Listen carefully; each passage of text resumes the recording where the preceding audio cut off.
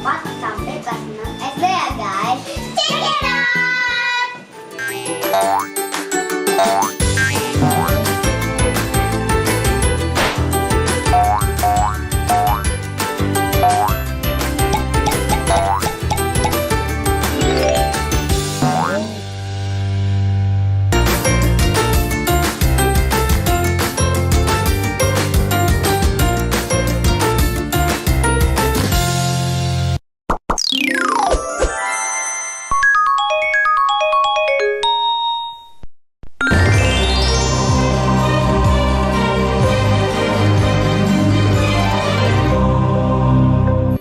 Adik-adik, selamat datang dalam kisah dongeng dan budaya dari berbagai daerah di Indonesia. Hari ini kita belajar di rumah saja untuk menghindari penyebaran COVID-19. Ayo siapkan alat tulismu untuk menjawab pertanyaan mengenai cerita yang kalian dengar. Nanti kerjakan tugas ini dengan bimbingan guru atau orang tuamu. Sekarang mari kita simak legenda Putri Mandalika. Legenda Putri Mandalika. Kisah dari Provinsi Nusa Tenggara Barat. Setiap tahun, pada bulan Februari hingga Maret, di Pantai Kute Lombok, berlangsung Festival Bau Nyale. Festival Bau Nyale adalah acara tradisional suku Sasak untuk menangkap cacing laut. Cacing-cacing laut dalam bahasa Sasak disebut nyale. Nyale ini akan keluar ke pantai tepat pada hari ke-20 setelah purnama di bulan ke-10 menurut kalender suku Sasak. Pantai Kute Lombok terletak di Kabupaten Lombok Tengah, Provinsi Nusa Tenggara Barat. Menurut cerita yang dipercaya hingga sekarang oleh masyarakat suku Sasak, nyale atau cacing laut ini masih ada hubungannya dengan seorang putri raja di masa lampau. Bagaimana kisahnya? Mari kita simak dalam cerita berikut ini. Dahulu kala, tersebutlah sebuah kerajaan yang terletak di Pulau Lombok. Istana kerajaan tersebut berada tidak jauh dari pantai. Raja Tanjung Beru dan permaisurinya Dewi Seranting memimpin kerajaan dengan sangat adil dan bijaksana. Rakyat pun hidup dengan rasa aman dan tentram. Dengan pemimpin yang mumpuni, rakyat sebuah negeri akan mengalami kemakmuran dan kesejahteraan. Kebahagiaan rakyat dan keluarga istana semakin bertambah setelah permaisuri melahirkan seorang bayi perempuan, Putri Mandalika, nama yang diberikan oleh Raja Tanjung Beru kepada putrinya. Hingga akhirnya Putri Mandalika tumbuh dewasa. Selain cantik, Putri Mandalika juga memiliki tabiat yang sangat luhur. Pangeran, Anda dari negeri yang sangat jauh. Kalau boleh tahu, apa tujuan pangeran berkunjung ke negeri kami? Maafkan Ananda, Yang Mulia Raja Tanjung Beru. Selama ini, Ananda telah mendengar tentang Putri Mandalika yang tidak hanya cantik, tetapi juga memiliki budi pekerti yang sangat luhur. Tujuan dari kedatangan Ananda adalah untuk melamar Putri Mandalika. Jika Yang Mulia berkenan, Ananda bermaksud menjadikan Putri Mandalika sebagai permaisuri. Sebagai seorang ayah, saya sangat tersanjung jika Mandalika menjadi permaisuri. Namun, untuk masalah ini, biarlah saya berbicara dengan Mandalika dan ibunya. Baik, terima kasih Yang Mulia telah berkenan mempertimbangkan lamaran Ananda. Untuk sementara, pangeran bisa beristirahat dahulu di istana khusus tamu kerajaan. Yang Mulia, tujuan Ananda adalah untuk melamar Putri Mandalika. Yang Mulia, maksud kedatangan Ananda, Ternyata bukan hanya satu pangeran yang melamar Putri Mandalika. Belasan pangeran dari berbagai negeri datang untuk melamar Putri Mandalika. Karena banyaknya pelamar yang datang, Raja Tanjung Beru mengadakan rapat terbatas dengan permaisuri dan putrinya. Mandalika, saat ini telah datang belasan pangeran dari berbagai negeri. Ayah tidak memutuskan pangeran mana yang akan ayah terima. Karena itu, keputusan ini akan ayah serahkan padamu. Mandalika, ibu dan ayah akan merestui siapapun pangeran yang akan engkau pilih. Ibu hanya bisa mendoakan engkau memilih suami yang tepat. Putri Mandalika tidak langsung memberi jawaban. Putri Mandalika pun memanggil semua pangeran yang melamarnya ke balairung istana. Putri Mandalika ingin mengenali siapa saja pangeran yang melamarnya. Putri Mandalika sepertinya berpikir keras menentukan pilihan, sedangkan para pangeran itu mulai tidak sabar. Terjadi keributan kecil di antara mereka. Putri Mandalika pasti akan memilihku. Ayahku adalah raja besar yang menguasai utara. Tidak mungkin. Akulah putra mahkota kerajaan barat sana. Putri pasti memilihku. Ayahku adalah penguasa lautan di timur. Akulah yang paling layak menikah dengan Putri Mandalika. Jika sampai kamu atau kamu yang terpilih, kupastikan pasukanku akan menyerang kerajaan kalian. Kamu pikir aku tidak berani menyerang kerajaanmu? Pasukanku punya persenjataan yang lebih lengkap. Kerajaanmu akan kuratakan dengan tanah. Kalau aku tidak terpilih, maka aku bersumpah semua armada angkatan laut ayahku akan meluluhlantahkan negeri kalian. Akan kubumi hanguskan negeri kalian hingga tak tersisa. Diam kalian! Para pangeran langsung diam di tempat karena terkejut Putri Mandalika ternyata berani membentak mereka. Pada hari ke-20 bulan ke-10 atau 3 hari dari sekarang, pagi-pagi sekali, datanglah ke pantai. Aku akan memberi jawaban kepada kalian. Masih ada waktu 3 hari lagi. Putri Mandalika menunda jawaban dan pergi ke pantai. Putri Mandalika sepertinya tidak ingin gegabah mengambil keputusan. Dia sudah melihat ancaman perang besar jika memberi jawaban dengan terburu-buru. Putri Mandalika pun bersemedi di tepi pantai. Dia mencari cara menghindari pertumpahan darah dengan memohon petunjuk yang maha kuasa. Pada malam sebelum hari ke-20, Putri Mandalika selesai bersemedi dan menemui kedua orang tuanya. Ibu, Ayah, besok pagi-pagi, marilah kita datang ke pantai. Ananda sudah mempunyai jawaban untuk para pangeran itu. Hari yang ditunggu-tunggu para pangeran pun tiba. Belasan pangeran itu pun sudah menunggu dengan tidak sabar. Bukan hanya para pangeran, tetapi rakyat juga berduyun-duyun datang ke pantai. Mereka ingin mengetahui siapa yang akan menjadi suami Putri Mandalika. Putri Mandalika ditemani ayah dan ibunya datang dengan berjalan kaki dari istana. Setelah melihat para pangeran itu sebentar, Putri Mandalika berjalan menuju karang tempatnya bersemedi. Para pangeran, dengar baik-baik apa yang akan aku katakan, karena aku tidak akan mengulanginya. Jika aku menerima salah satu dari kalian, maka akan ada pertumpahan darah dan negeri-negeri di Lombok akan saling berperang. Aku hanya menginginkan rakyat negeri kita ini hidup makmur, aman dan tentram. Sungguh aku tidak akan sanggup melihat peperangan dan negeri-negeri saling bermusuhan. Kalian para pangeran akan tetap bisa hidup enak. Tetapi ingatlah nasib rakyat kalian. Rakyatlah yang selalu menjadi korban dan menderita akibat perang. Karena itulah, maka aku memutuskan menerima lamaran kalian semua. Itulah keputusanku. Dan keputusanku ini akan menghindarkan rakyat tidak berdosa dari kejamnya perang.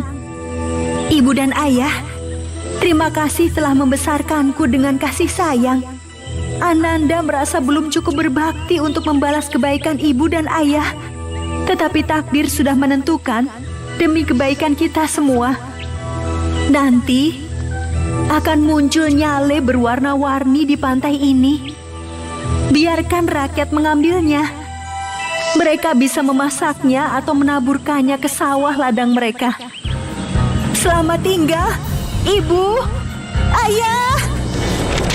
Ketika semua yang hadir masih belum paham apa maksud perkataan Putri Mandalika, tiba-tiba saja sebuah ombak besar datang dan membawa sang putri ke lautan. Tanpa dikomando, seluruh rakyat dan pangeran segera terjun ke laut mencari sang putri. Mereka berusaha menyelamatkan Putri Mandalika. Tapi, sepertinya usaha mereka sia-sia. Sang putri telah memutuskan melebur bersama lautan. Ketika semua sudah sangat kelelahan mencari sang putri, tiba-tiba dari arah laut, datanglah nyale berwarna-warni yang jumlahnya ribuan. Akhirnya, semua yang hadir menjadi paham maksud sang putri. Seperti pesan Putri Mandalika, rakyat mengambil nyale-nyale tersebut. Sebagian mereka masak, dan sebagian lainnya ditaburkan di sawah atau kebun agar tanaman tumbuh subur. Dan setiap tahunnya, tepat hari ke-20 bulan ke-10 penanggalan suku Sasak, nyale-nyale yang jumlahnya ribuan datang ke pantai. Nah adik-adik, sekarang waktunya menjawab pertanyaan. Siap-siap mencatat ya. Pertanyaannya adalah, bagaimana menurut kalian tentang sikap dan tindakan Putri Mandalika ketika mengambil keputusan untuk menyeburkan diri ke laut? Dicatat ya. Bagaimana menurut kalian tentang sikap dan tindakan Putri Mandalika ketika mengambil keputusan untuk menyeburkan diri ke laut? Jawablah pertanyaan ini sebagai tugas ya.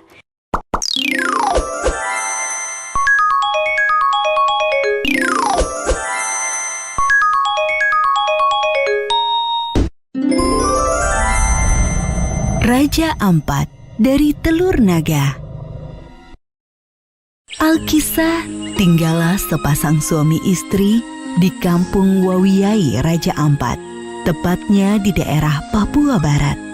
Seperti biasa, mereka pergi untuk mencari makanan setiap paginya. Ketika mereka sedang mencari makanan, mereka menemukan 6 butir telur yang besar, yang berbeda dengan telur pada umumnya. Istriku, coba lihat apa yang aku temukan. Ini apa ya? Sepertinya ini telur. Iya, sepertinya ini adalah telur-telur naga. Bisakah kita membawa telur-telur ini ke rumah kita, suamiku? Tentu bisa, istriku. Kita akan menyantap telur-telur ini setibanya di rumah nanti. Pada akhirnya, suami istri tersebut langsung memasukkan telur-telur itu ke dalam kantung, dibawa pulang ke rumah untuk dimasak. Setelah sampai rumah, sang istri langsung mempersiapkan racikan bumbu untuk memasak telur-telur tersebut dengan dibantu sang suami. Saat mereka sedang mempersiapkan bumbu, mereka mendengar sesuatu. Istriku, apa kau mendengar suara bisik-bisik dari arah meja depan? Ya, suamiku, aku mendengarnya. Coba kau periksa dulu. Ketika sang suami mencari asal suara tersebut, ia terkejut melihat 5 butir telur itu telah menetas dan berwujud 4 orang anak laki-laki dan 1 anak perempuan. Sedangkan 1 telur lagi telah mengeras layaknya sebuah batu. Hah? Telurnya menetas jadi manusia? Istriku, coba lihat kemari. Ya, sebentar suamiku. Sang istri menghentikan pekerjaannya, lalu menghampiri suaminya. Ada apa suamiku? Kenapa kau berteriak-teriak? Lihat itu istriku. Astaga! Sang istri pun lalu menghampiri telur-telur itu dan mengambilnya satu persatu. Anak-anak itu keluar dari telur dan telah berbalut pakaian yang berwarna putih dan lembut seperti sutra. Hal tersebut menandakan bahwa mereka merupakan keturunan dari Raja Kayangan. Wahai bayi-bayi lucu, kalian adalah keturunan Raja Kayangan. Aku akan merawat kalian dengan baik. Pasangan suami istri itu akhirnya merawat 5 anak tersebut hingga mereka dewasa. Setelah dewasa, keempat anak laki-laki itu kemudian menjadi raja yang berkuasa di Pulau Waigeo, Pulau Misol, Pulau Salawati, dan Pulau Batanta. Sementara si anak perempuan, dikarenakan suatu sebab, ia diasingkan di Pulau Numfor dan memiliki keturunan di pulau tersebut. Satu telur yang mengeras menjadi batu, saat ini dikenal dengan nama Kapatnai. Telur tersebut diperlakukan seperti layaknya raja oleh warga sekitar. Telur yang berubah menjadi batu itu bahkan diberi ruangan tempat bersemayam, lengkap dengan 2 batu yang berfungsi sebagai pengawal di kanan kiri pintu masuk. Setiap tahunnya batu tersebut dimandikan, kemudian air sisa mandinya batu tersebut juga disiramkan sebagai pembaptisan suku KW. Batu tersebut tidak setiap saat dapat dilihat, kecuali 1 tahun sekali, yaitu saat dimandikan dalam upacara adat. Oleh karena masyarakat menghormati keberadaan telur batu tersebut, masyarakat membuat rumah yang dibangun di tepi sungai Waikeo sebagai tempat tinggalnya. Dan sampai sekarang masih menjadi objek pemujaan bagi masyarakat setempat. Nah, adik-adik, sekarang waktunya menjawab pertanyaan. Siap-siap mencatat ya. Pertanyaannya adalah, siapakah yang menjadi tokoh utama dalam cerita Raja Ampat dan Telur Naga? Jelaskan pendapatmu. Dicatat ya. Siapakah yang menjadi tokoh utama dalam cerita Raja Ampat dan Telur Naga? Jelaskan pendapatmu. Nanti jawablah pertanyaan ini sebagai tugas ya.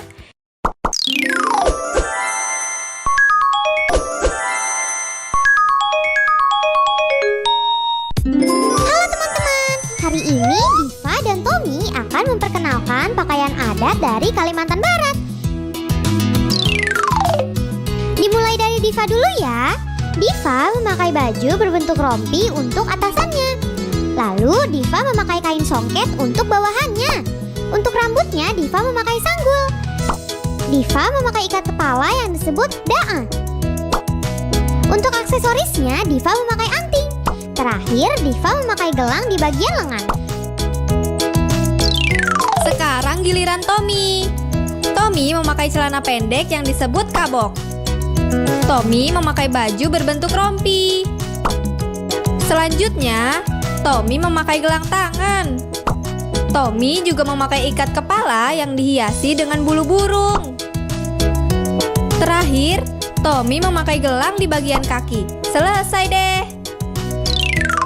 Tommy dan Diva memakai pakaian adat dari Kalimantan Barat. Sampai jumpa.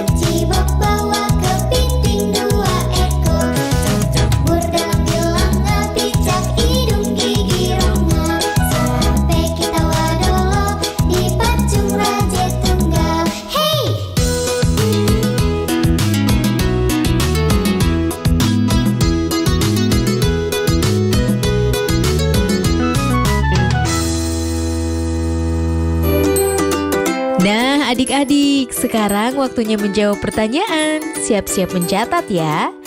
Pertanyaannya adalah, tuliskan apa yang kamu tahu mengenai baju adat dan lagu daerah Kalimantan Barat. Lalu ceritakan kepada keluargamu. Dicatat ya. Tuliskan apa yang kamu tahu mengenai baju adat dan lagu daerah Kalimantan Barat. Lalu ceritakan kepada keluargamu.